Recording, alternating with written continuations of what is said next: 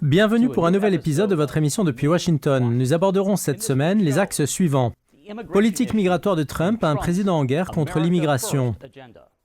Question migratoire, la stratégie marocaine, un modèle régional et continental à la fois responsable et solidaire.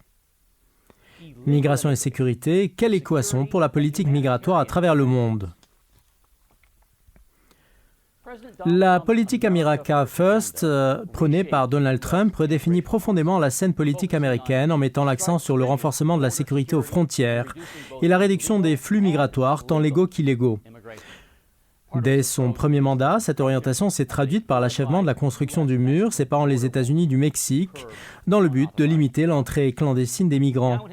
Aujourd'hui, dans le cadre de son second mandat, le président Trump durcit sa politique migratoire en intensifiant les opérations d'expulsion de résidents en situation irrégulière et en multipliant les centres de détention.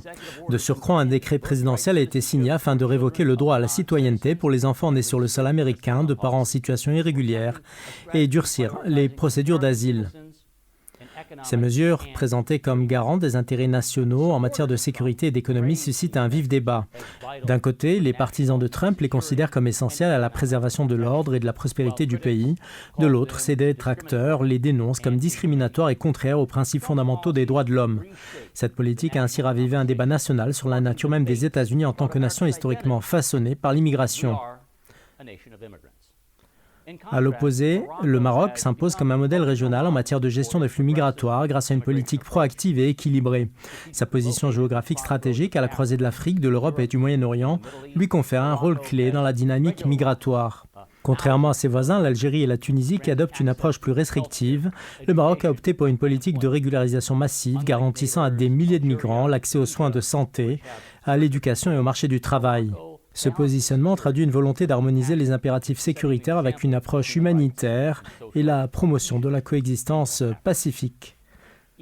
La question migratoire cristallise ainsi un dilemme fondamental entre la nécessité de garantir la sécurité nationale et l'impératif de solidarité humanitaire. Si l'immigration clandestine peut engendrer des risques en matière de criminalité et de terrorisme, elle est également le reflet de souffrances des populations fuyant la guerre et la misère. La politique de Donald Trump, malgré sa fermeté, s'inscrit dans cette tension permanente entre exigences sécuritaires et considérations humanitaires. Pour discuter de ces sujets, j'ai le plaisir d'accueillir aujourd'hui 3 invités.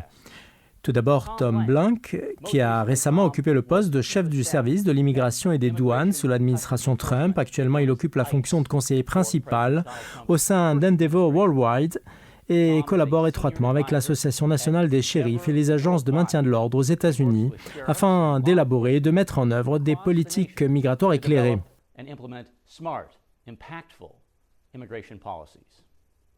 Nous avons également le plaisir de recevoir Aziz Fahmi, journaliste, analyste politique et commentateur télévisé qui couvre l'actualité du monde arabe pour plusieurs grandes chaînes internationales, notamment NBC, CNN, la chaîne allemande ZDF, ainsi que la chaîne saoudienne MBC.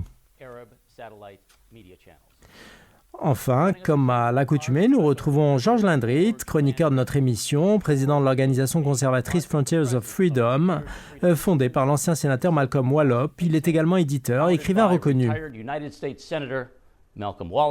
He is a podcaster and a published author. Check out his book on Amazon.com. Mais avant d'entrer dans le vif du sujet, tournons-nous vers Jeanne Mansour, notre correspondante, qui va nous éclairer sur les principaux aspects du programme de politique migratoire du président Trump. Nous vous écoutons, Jeanne. Hello, Jehan. Je vous remercie, Marc. Au cours de son second mandat, le président Donald Trump poursuit l'application de sa politique migratoire particulièrement stricte, qui constitue l'un des piliers de son programme America First. Cette approche repose sur plusieurs axes majeurs visant à restreindre l'immigration sous toutes ses formes en mettant en avant des considérations sécuritaires et économiques. L'administration Trump a poursuivi ses efforts pour achever la construction du mur frontalier entre les États-Unis et le Mexique, tout en renforçant les capacités de surveillance grâce à un déploiement accru des patrouilles frontalières et à l'utilisation avancée de technologies de pointe, telles que les drones et la surveillance thermique. Par ailleurs, des politiques strictes ont été mises en œuvre, notamment la règle du Remain in Mexico, qui impose aux demandeurs d'asile de patienter au Mexique durant l'examen de leur dossier, limitant ainsi leur accès au territoire américain. Le président Trump a imposé des restrictions sévères sur l'octroi de visas, notamment le programme H-1B, destiné aux travailleurs qualifiés. Son administration a également tenté de remettre en question le droit du sol, visant à supprimer l'octroi automatique de la citoyenneté aux enfants nés aux États-Unis de parents en situation irrégulière. En parallèle, les critères de regroupement familial ont été considérablement durcis, mettant l'accent sur une immigration fondée sur le mérite plutôt que sur les liens familiaux. L'administration a également tenté de supprimer la loterie des visas de diversité qui permet à certains immigrants d'obtenir un visa de résidence permanente. En effet, une politique de tolérance zéro a été instaurée pour dissuader l'immigration clandestine, entraînant notamment la séparation des enfants de leurs parents en cas de traversée illégale de la frontière. Les opérations d'arrestation et d'expulsion des immigrants en situation irrégulière ont été intensifiées sur l'ensemble du territoire américain. Avec un renforcement des prérogatives de l'Immigration and Customs Enforcement, permettant d'accélérer les procédures de détention et de déportation. Le nombre de réfugiés autorisés à entrer aux États-Unis a été réduit à son niveau le plus bas depuis plusieurs décennies. Des restrictions drastiques ont également été imposées aux demandes d'asile, rendant l'accès à la protection plus difficile pour les migrants. L'administration Trump a en outre négocié avec plusieurs pays d'Amérique latine afin qu'ils soient désignés comme pays tiers sûrs, obligeant ainsi les demandeurs d'asile à déposer leurs requêtes dans ces États plutôt qu'aux États-Unis. L'administration Trump a cherché à mettre fin au programme de statut de protection temporaire qui accorde une résidence temporaire aux ressortissants de pays en crise. De même, une tentative d'abolition du programme a été engagée, mettant en péril la situation des Dreamers, ces jeunes immigrés entrés illégalement aux États-Unis lorsqu'ils étaient enfants et protégés jusqu'alors contre l'expulsion. L'approche America First appliquée à la politique migratoire vise également à préserver les opportunités économiques des citoyens américains. L'administration Trump a instauré des critères plus stricts pour l'obtention de la résidence permanente, imposant aux candidats de démontrer leur capacité à subvenir à leurs besoins financiers afin d'éviter qu'ils ne deviennent une charge pour les systèmes sociaux et de santé américains. Cette politique s'inscrit dans une volonté de favoriser l'emploi des travailleurs américains au détriment de la main-d'œuvre immigrée. Merci Jeanne. Ma première question s'adresse à George Landwit. Lors de son premier mandat présidentiel, le président Donald Trump a déclaré, je le cite, « Une nation sans frontières n'est pas une nation. Nous devons construire un mur pour protéger notre pays et ses citoyens. » Fin de citation. Alors aujourd'hui, alors qu'il entame son second mandat, le président se dit confronté à un afflux migratoire sans précédent, hérité de la période Biden, ainsi qu'à un Congrès divisé sur les questions migratoires. Selon vous, George, quels sont les principaux défis que devra relever cette nouvelle administration pour résoudre la question de l'immigration ? Je pense que le président Donald Trump est confronté à de nombreux défis, tant sur le plan pratique que politique. Sur le terrain, le nombre de franchissements illégaux des frontières a atteint des niveaux records ces dernières années, ce qui impose à l'administration Trump un renforcement significatif de la sécurité aux frontières. L'objectif est de freiner le trafic de drogue, la criminalité violente, la traite des êtres humains et l'exploitation des enfants. La mise en œuvre de ces mesures nécessitera d'importants moyens et un effort constant pour assurer leur efficacité. Les obstacles politiques sont encore plus complexes. Plusieurs États gouvernés par des administrations progressistes ont affiché leur opposition ferme aux efforts de Trump visant à durcir la sécurité frontalière et à expulser les criminels violents entrés illégalement sur le territoire ces dernières années. Bien que la Constitution américaine confère au gouvernement fédéral l'autorité exclusive en matière de politique migratoire et de sécurité nationale, certains gouverneurs estiment être les décideurs ultimes sur ces questions, révélant ainsi une interprétation erronée du cadre constitutionnel. Un exemple notable est celui du gouverneur de Californie, qui fait actuellement face à une troisième tentative de destitution et qui, en collaboration avec la législature californienne, a mobilisé jusqu'à 50 millions de dollars pour s'opposer aux politiques migratoires de l'administration Trump.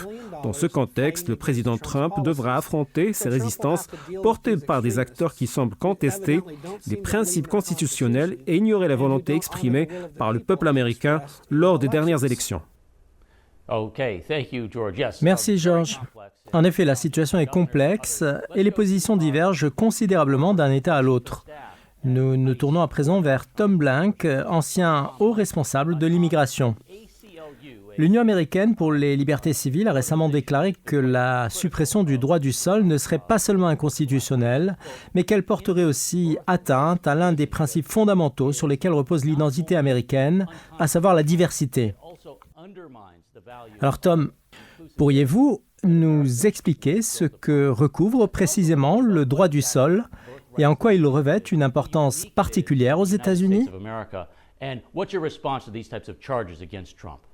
Il existe une école de pensée alternative selon laquelle le droit du sol aurait été instauré à une époque inopportune, en tant que disposition de la Constitution américaine adoptée après la guerre de sécession dans le but de faciliter l'intégration des anciens esclaves vivant aux États-Unis.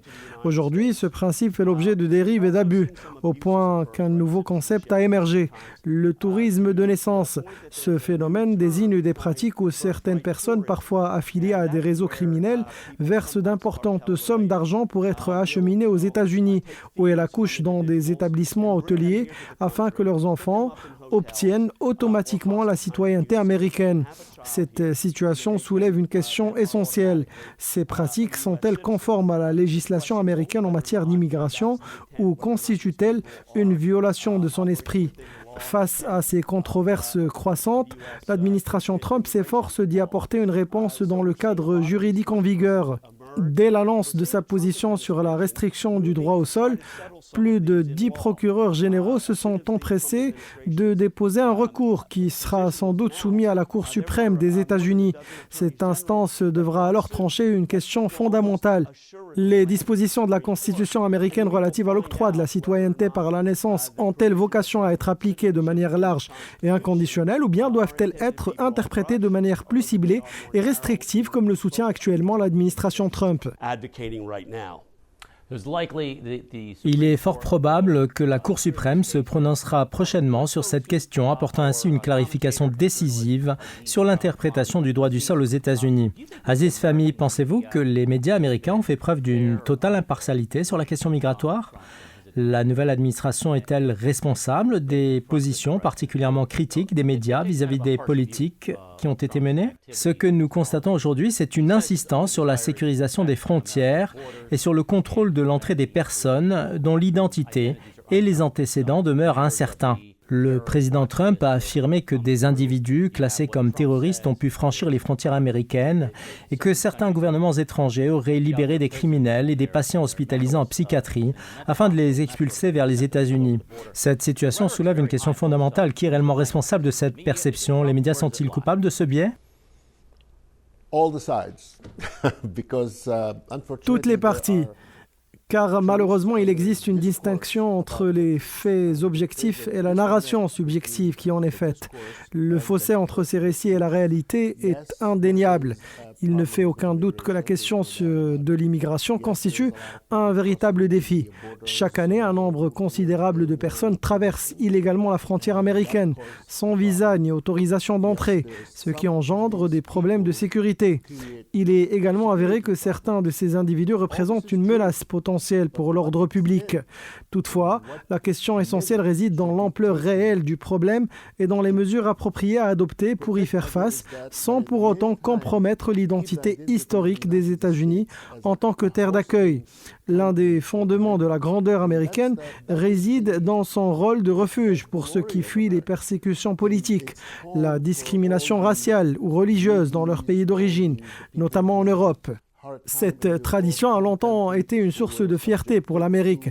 L'enjeu majeur est donc de parvenir à un équilibre entre deux impératifs, empêcher l'entrée de personnes représentant une menace et en même temps préserver l'essence des États-Unis en tant que nation ouverte et généreuse envers les immigrants. Il existe des moyens de concilier ces objectifs en adoptant des politiques rigoureuses mais justes qui garantissent la sécurité nationale sans renier les valeurs fondamentales sur lesquelles l'Amérique s'est construite. Hosting nation for immigrants. Yes, very true. Tom Blank, vous étiez à mes côtés le week-end dernier lors d'une conférence à Washington réunissant environ 3000 agents des forces de l'ordre américains, parmi lesquels de nombreux shérifs. Lors de cet événement, un haut responsable du service des frontières a pris la parole pour exposer les intentions du président Trump en matière de politique migratoire. Nous avons pu constater le large soutien des partisans de Trump à sa vision qui privilégie les intérêts des citoyens américains dans la gestion de l'immigration. Ils ont notamment repris les propos du responsable en question affirmant « Nous ne pouvons pas résoudre les problèmes du monde si nous ne nous soucions pas en priorité de nos propres citoyens ». Un principe que Trump lui-même a souvent défendu avec sa doctrine « America First ». Alors dans quelle mesure ce discours est-il crédible ? Le discours politique est une chose, mais sa mise en œuvre effective en est une autre. Comment cette vision peut-elle réellement être appliquée et quelles sont les limites de son exécution ? Ce qu'il convient de comprendre, c'est que les États-Unis n'ont nullement renoncé à leur tradition d'accueil des immigrants. Chaque année, des dizaines de milliers d'immigrants légaux sont admis sur le sol américain, faisant des États-Unis l'un des pays les plus ouverts au monde en matière de refuge et d'immigration. Toutefois, il est du ressort exclusif du gouvernement américain de décider qui peut immigrer légalement aux États-Unis et qui ne le peut pas. Ce choix ne relève pas de la volonté individuelle des migrants. Aujourd'hui, nous sommes confrontés à une situation critique où des millions d'immigrants en situation irrégulière sont entrés sur le territoire sans y avoir été autorisés, ce qui a conduit à une saturation du système et à l'incapacité des institutions à gérer efficacement ces arrivées massives.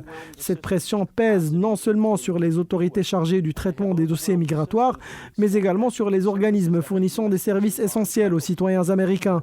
Les conséquences sont particulièrement visibles dans plusieurs secteurs, notamment l'éducation, où la capacité d'accueil des écoles est mise à rude épreuve. Le logement, où l'augmentation soudaine de la demande aggrave la crise du logement. Les soins de santé, le soutien psychologique, où les ressources sont détournées au détriment des citoyens les plus vulnérables. Les services sociaux qui peinent à répondre aux besoins des Américains en situation précaire. La question qui se pose aujourd'hui est donc la suivante. Comment traiter efficacement la situation des immigrants illégaux tout en préservant les intérêts et les ressources des citoyens américains ?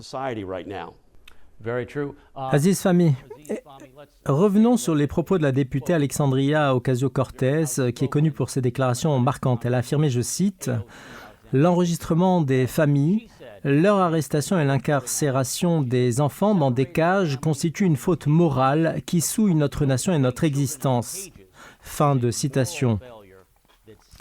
Nous percevons ici la puissance de ces mots, mais cette déclaration soulève une controverse. En effet, ses opposants rappellent que cette politique a été mise en place sous l'administration Obama, notamment l'usage des cages dans les centres de détention. À l'époque, les démocrates n'avaient pas exprimé de critiques aussi virulentes. Pourtant, dès que le président Trump a poursuivi cette politique, les démocrates ont immédiatement dénoncé ces pratiques avec véhémence. Pensez-vous que ces déclarations et les critiques démocrates sont principalement motivées par des considérations politiques visant à mobiliser l'opinion publique? Quelle est selon vous la position réelle du Parti démocrate sur cette question?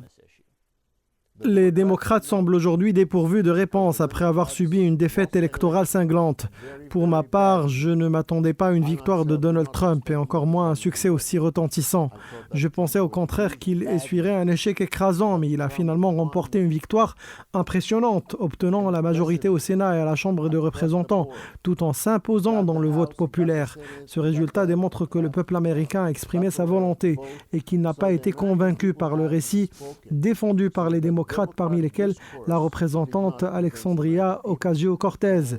Cela illustre parfaitement l'idée que j'ai avancée précédemment. Il existe des faits objectifs, mais leur interprétation varie selon les partis, chacun orientant son discours en fonction de sa vision politique. Lorsqu'un camp choisit d'imposer un récit émotionnel dénonçant certaines pratiques comme étant inhumaines, il est légitime de se poser une question fondamentale. qui a initié ces politiques. L'exemple des centres de détention pour migrants en est une parfaite illustration. L'usage des cages pour accueillir les immigrants clandestins n'a pas été instauré par Donald Trump, mais bien sous l'administration Obama. Pourtant, à l'époque, personne ne l'a accusé d'agir de manière inhumaine. Ce n'est que lorsque Trump a appliqué les mêmes mesures que ces pratiques ont été soudainement dénoncées comme cruelles et immorales. L'une des initiatives marquantes de l'administration Bush, au moment où j'ai commencé à collaborer avec lui, fut la construction d'une prison militaire à Guantanamo Bay, à Cuba.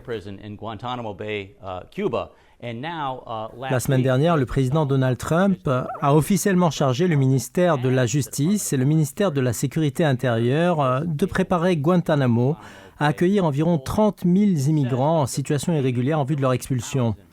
Ayant personnellement visité Guantanamo, je peux vous affirmer que 30 000 personnes représentent un chiffre considérable pour une zone de cette superficie. Alors, analysons à présent l'article suivant.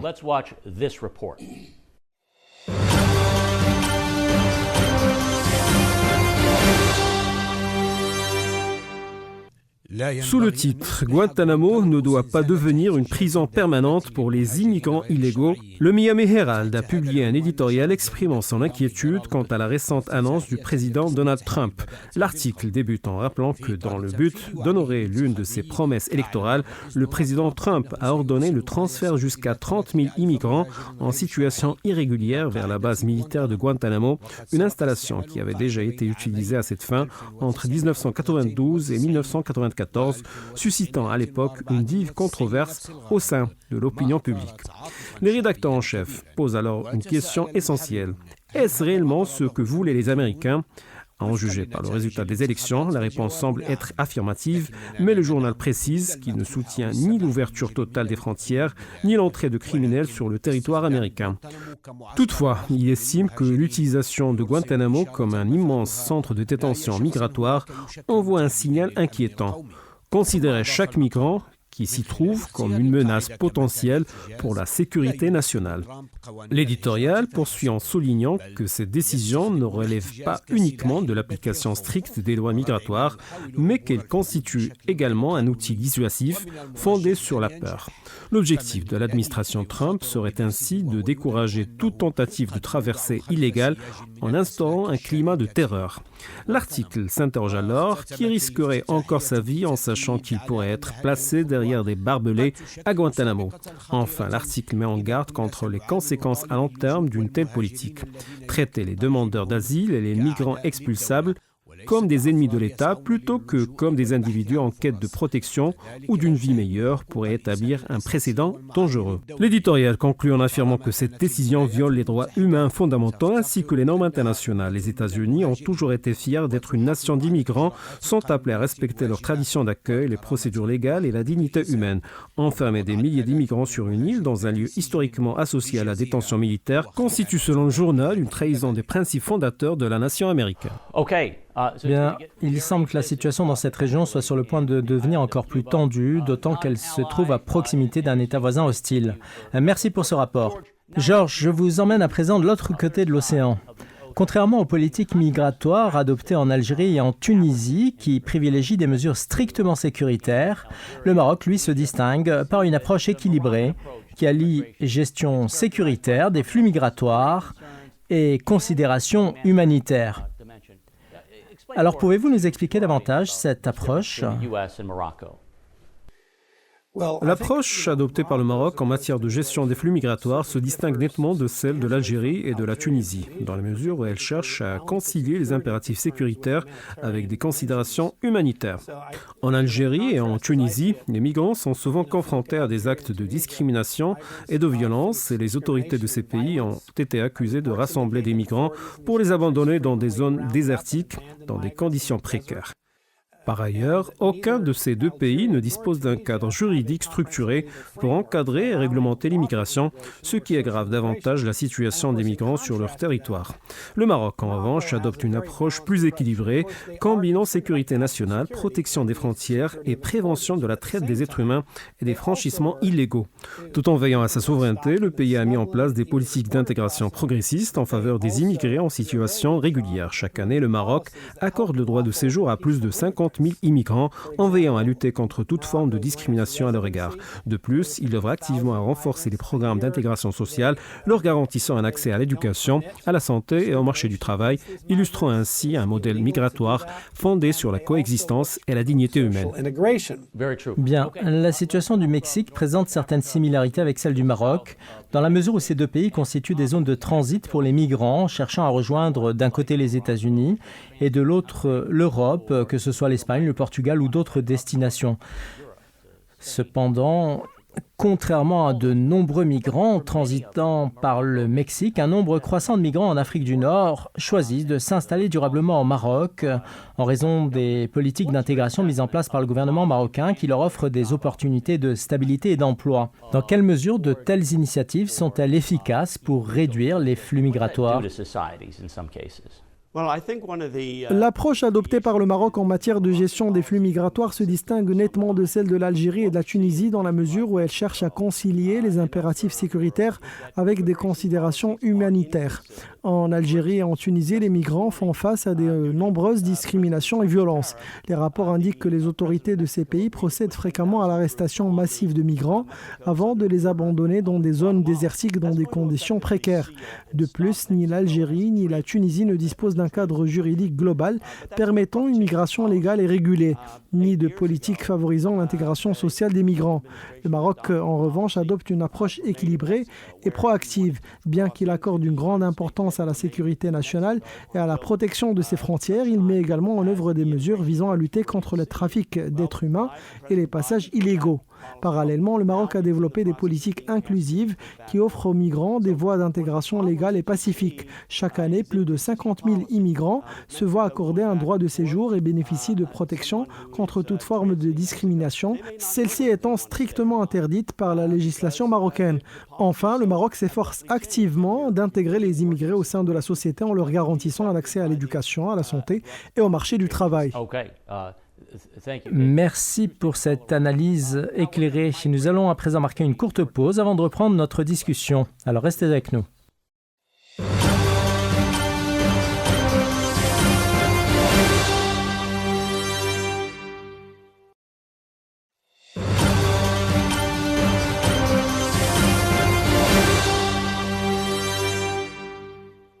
Nous voilà de retour pour la suite de votre émission depuis Washington. L'immigration illégale ne peut être dissociée de ses implications sécuritaires, notamment des risques liés à l'infiltration de groupes terroristes dans différents pays.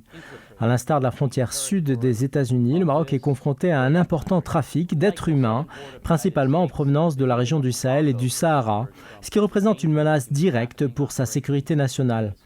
Alors je vous propose maintenant de suivre un reportage consacré à cette situation. Let's watch this report prepared by our production team on this challenge. Malgré sa position stratégique qui lui confère un contrôle sur l'un des passages maritimes les plus vitaux au monde, le Maroc est confronté à de multiples menaces pesant sur sa sécurité nationale ainsi que sur celle de ses alliés à l'échelle mondiale. Le destin du Maroc l'a placé aux portes d'un voisin à l'hostilité persistante qui ne cesse d'entreprendre des manœuvres visant à déstabiliser le royaume. Exploitant les frontières héritées du colonialisme, ce voisin facilite l'infiltration de mouvements séparatistes et terroristes, de trafiquants de drogue, d'armes et d'êtres humains, et va jusqu'à pousser des centaines de migrants vers le territoire marocain dans une tentative délibérée de porter atteinte à la sécurité et à la stabilité du royaume. Le Maroc, en raison de sa proximité avec la région instable du Sahel africain, joue un rôle central dans la lutte contre ces menaces. Il s'efforce, sans bénéficier du soutien de certains États voisins, d'assurer la stabilité régionale et de promouvoir un développement économique durable, un levier stratégique adopté sous la vision éclairée de Sa Majesté le Roi pour contrer ces périls. Par ailleurs, les camps de Tindouf situés aux portes du Maroc sont devenus un refuge pour des groupes terroristes, tandis que l'Algérie ouvre des corridors clandestins facilitant le passage de migrants vers le Maroc et de là vers l'Europe. Cette traversée migratoire ne serait pas aussi massive sans une collusion manifeste et une politique hostile des autorités algériennes qui en parallèle entassent des réfugiés réfugiés syriens et des migrants africains dans des camions avant de les abandonner en plein désert. Face à ces pratiques, le Maroc a opté pour une approche équilibrée, conciliant assistance humanitaire et impératif sécuritaire. Fidèle à ses traditions d'hospitalité et de solidarité, le Royaume a accordé à des dizaines de milliers de migrants un accès aux soins de santé, un soutien social, des opportunités d'emploi et une éducation pour leurs enfants. Une politique en totale adéquation avec l'histoire du Maroc, terre d'accueil et de refuge qui par le passé fut un soutien inébranlable aux leaders de la guerre de libération algérienne sous l'occupation française. Cependant, la politique migratoire délibérément orchestrée par le régime algérien visant à encourager des flux migratoires massifs en provenance du Sahel et des régions subsahariennes ne constitue plus uniquement une menace pour la sécurité et l'intégrité territoriale du Maroc. Elle représente désormais un risque grandissant pour la sécurité nationale européenne, exacerbant ainsi les tensions sur l'ensemble du pourtour méditerranéen. Bien, alors je vais revenir vers vous, Aziz Fahmy. Quelle est votre analyse du conflit entre l'approche sécuritaire et l'approche humanitaire dans la gestion des flux migratoires ? Par ailleurs, peut-on réellement justifier un assouplissement des mesures sécuritaires dans le seul but de répondre aux critiques sur la question des droits de l'homme ? Mark, this is a very, very important question, and I think the best answer is to compare. C'est une question essentielle, Marc. À mon sens, la meilleure manière d'y répondre est d'établir une comparaison entre la politique migratoire du Maroc et celle des États-Unis en opposant la démarche marocaine au discours de l'administration Trump. Cette dernière a, à plusieurs reprises, tenté de déshumaniser les immigrants, les décrivant comme des criminels, des violeurs, des voleurs et des individus nuisant à l'économie américaine. Cette rhétorique s'inscrit dans la volonté de l'administration Trump de remettre en avant la doctrine America First, justifiant ainsi des politiques migratoires restrictives sous prétexte que les immigrants prennent les emplois des citoyens américains. Cependant, si l'on examine de près la situation, on constate que le Maroc et les États-Unis sont confrontés aux mêmes défis migratoires. Pourtant, la gestion marocaine diffère radicalement de l'approche américaine. Au Maroc, il n'existe pas de discours stigmatisant qui dépeindrait les migrants comme une menace pour la société. Aucune rhétorique ne les décrit comme des criminels ou des éléments perturbateurs cherchant à détruire l'équilibre social. Au contraire, le Maroc adopte une approche inclusive, accueillant les migrants et s'efforçant de leur offrir des opportunités d'intégration, y compris la possibilité de s'installer durablement sur son territoire, plutôt que de les considérer comme de simples passants vers l'Europe. Cette différence fondamentale met en lumière les limites de l'argumentaire de l'administration Trump. Il est légitime pour un État de vouloir assurer sa sécurité, de prévenir l'abus de certaines dispositions légales et d'encadrer l'immigration de manière stricte. Toutefois, cette nécessité ne saurait justifier une démonisation systématique des migrants. Il est donc essentiel de trouver un équilibre en garantissant la sécurité nationale, tout en veillant à préserver la dignité et les droits fondamentaux des immigrants. C'est précisément cet équilibre que le Maroc s'efforce d'atteindre, contrairement à une approche plus radicale et controversée aux États-Unis sous l'administration Trump. On this cheap labor coming from the South. George, nous avons abordé la question du droit du sol avec Tom. Pensez-vous que les enfants nés de parents en situation irrégulière puissent être utilisés comme un levier juridique permettant à ces derniers d'obtenir un statut légal? Excellente question. Il me semble injuste de permettre à des individus de violer les lois d'un pays en franchissant illégalement ses frontières, d'autant plus qu'il existe des voies légales pour immigrer. Dès lors, le fait d'accorder automatiquement la citoyenneté aux enfants nés après que leurs parents ont enfreint les lois migratoires et pénétré illégalement sur le territoire semble dépourvu de logique.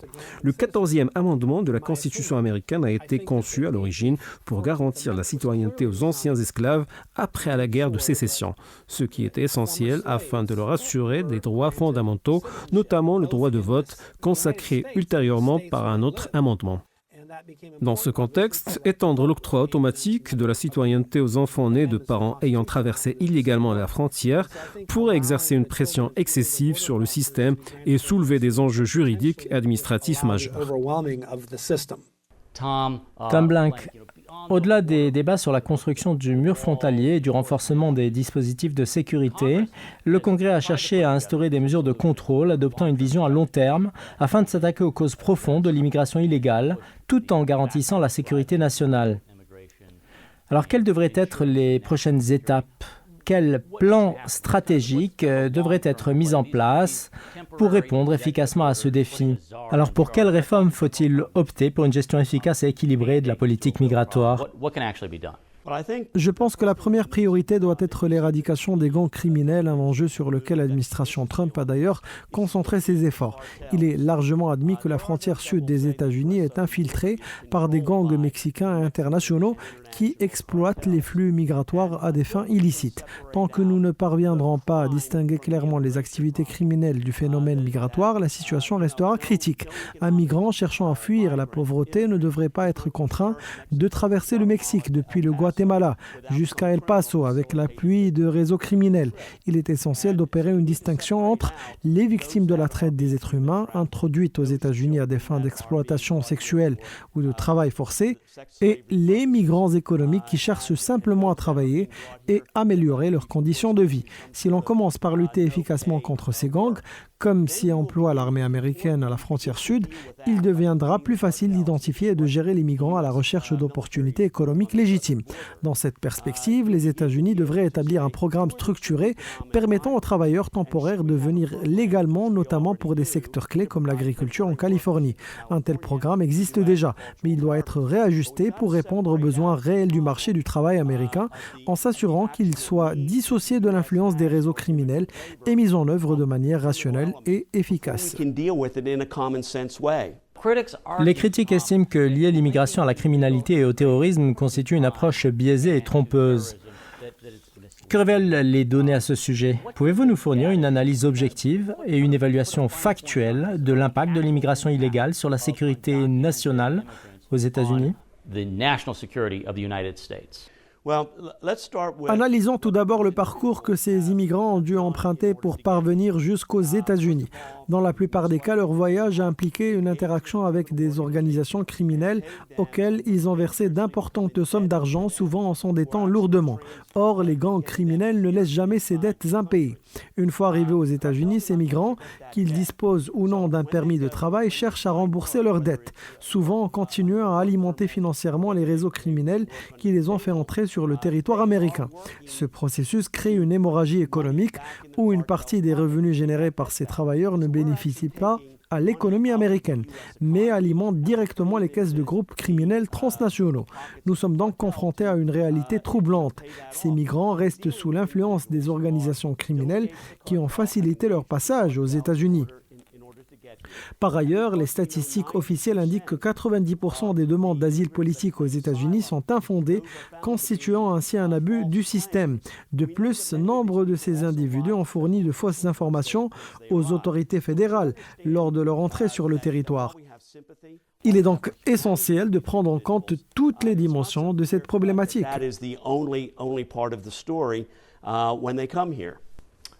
Merci Tom. Aziz, vous êtes un journaliste aguerri ayant couvert plusieurs administrations et interviewé les présidents ainsi que des secrétaires d'État tout au long de votre carrière sur NBC, CNN, la télévision allemande et la télévision saoudienne. Alors aujourd'hui, nous constatons que les démocrates critiquent vivement le président Donald Trump, aussi bien dans les médias nationaux qu'internationaux, notamment sur la question de l'immigration, tout en minimisant les enjeux sécuritaires qui y sont associés. Selon vous, les démocrates ont-ils la capacité d'entraver le programme du président Trump? Peuvent-ils avoir un impact positif ou négatif sur la dynamique actuelle? Enfin, comment les médias traitent-ils cette question?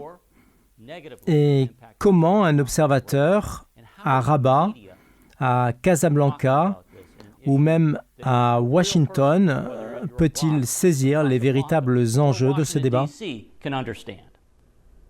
Il s'agit sans aucun doute d'une question extrêmement complexe, aux multiples dimensions historiques et législatives, souvent façonnées par des intentions louables, mais parfois détournées à d'autres fins. À l'origine, le droit de citoyenneté par naissance a été inscrit dans la Constitution américaine avec l'intention de favoriser l'intégration des familles immigrées et d'assurer une continuité générationnelle aux États-Unis. Toutefois, cette disposition a progressivement donné lieu à des dérives, notamment avec l'émergence du tourisme du droit du sol, un phénomène exploité par certains réseaux criminels et mafieux. Il s'agit là d'un détournement manifeste de l'esprit de la loi. Et je soutiens toute initiative visant à y mettre un terme. Cela dit, je m'oppose fermement à toute proposition radicale qui déshumaniserait l'ensemble des immigrants ou remettrait en cause leur droit fondamental à être considérés comme des individus à part entière. La grande majorité des immigrants aux États-Unis sont des personnes respectables, venues chercher une vie meilleure et contribuer au développement de leur nouveau pays.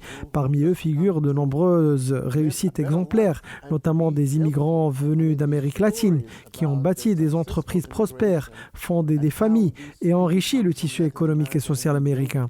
Ainsi, nous ne devons pas occulter cette majorité silencieuse, mais plutôt veiller à établir un équilibre juste et mesuré.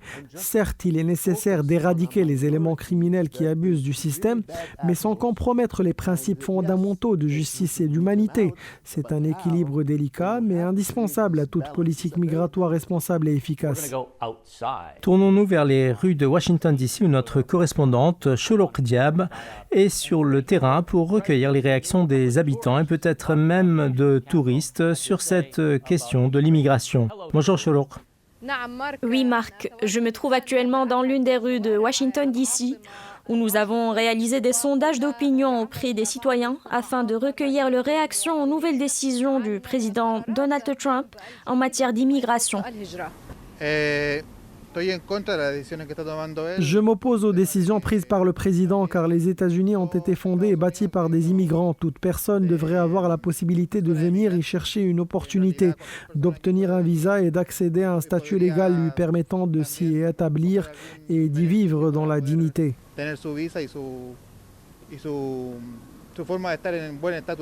Je suis convaincu que les immigrants, quelle que soit leur origine, contribuent de manière significative au développement et à la prospérité des États-Unis. Étant donné que de nombreux Américains ressentent une certaine désillusion à l'égard de leur propre pays, il me semble essentiel d'encourager davantage de personnes désireuses de s'y établir. La majorité de ces immigrants ne viennent ni pour voler ni pour prendre nos emplois, mais plutôt pour améliorer leurs conditions de vie et contribuer au développement de la société. Après tout, nous sommes tous issus de l'immigration et il est de notre devoir d'aborder cette réalité avec lucidité et compassion.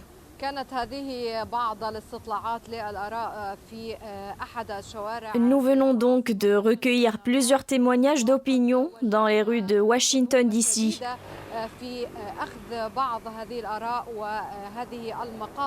Bien que cet exercice ait été difficile, car de nombreuses personnes ont choisi de ne pas s'exprimer sur le sujet.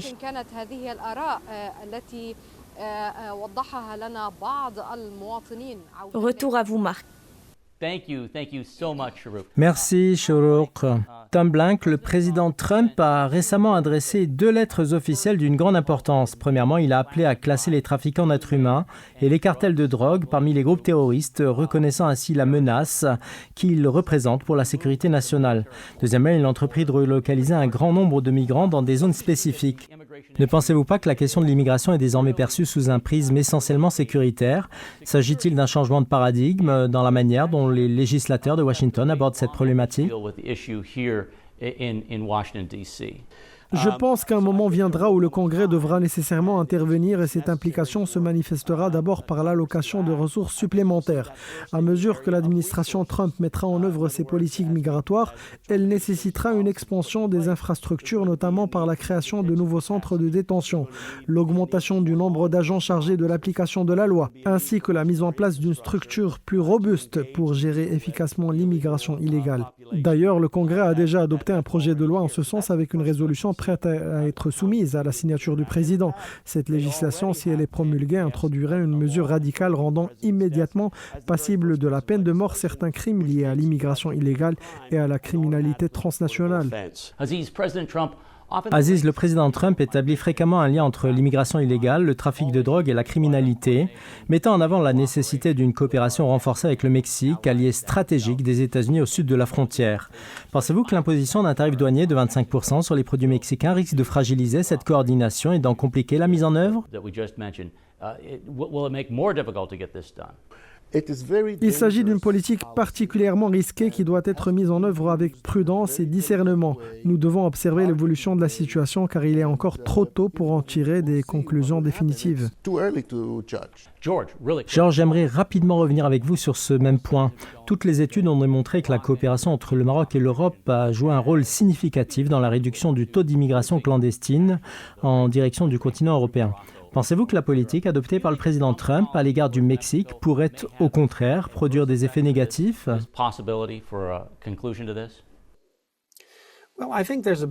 Je pense qu'il existe une différence fondamentale entre le Maroc et le Mexique en matière de gestion migratoire. Le Maroc bénéficie d'un leadership avisé et il est donc logique d'établir une coopération efficace avec lui.